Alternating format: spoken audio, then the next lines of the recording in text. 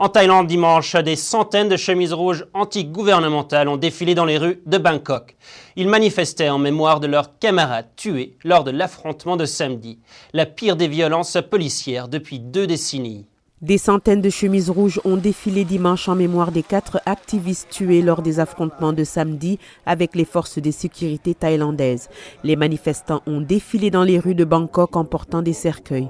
4 étaient réels, les autres de couleur rouge étaient des cercueils symboliques. Certains des manifestants tenaient la photo des défunts. Le gouvernement devrait se retirer. Il n'y a aucune raison qu'il reste.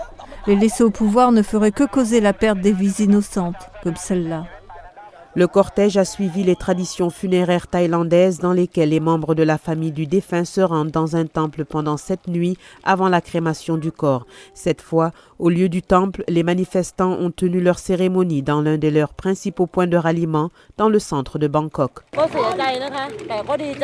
Je suis triste, mais en même temps je suis contente que mon fils soit un héros. Les chemises rouges sont pour la plupart issus du milieu rural et de la classe ouvrière et partisans de l'ex-premier ministre Thaksin Shinawatra qui a été renversé par le coup d'État de 2006.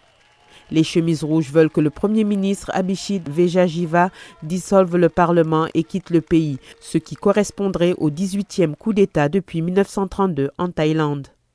L'affrontement de samedi correspond à la pire violence policière du pays depuis 1932. Quelques affrontements ont eu lieu dans des zones touristiques bien connues. Les forces de sécurité se sont retranchées vers la fin de la nuit. 4 soldats sont également morts lors de l'affrontement. Parmi les personnes tuées, il y avait un caméraman de la TV Reuters, Hiro Muramoto, un ressortissant japonais de 43 ans.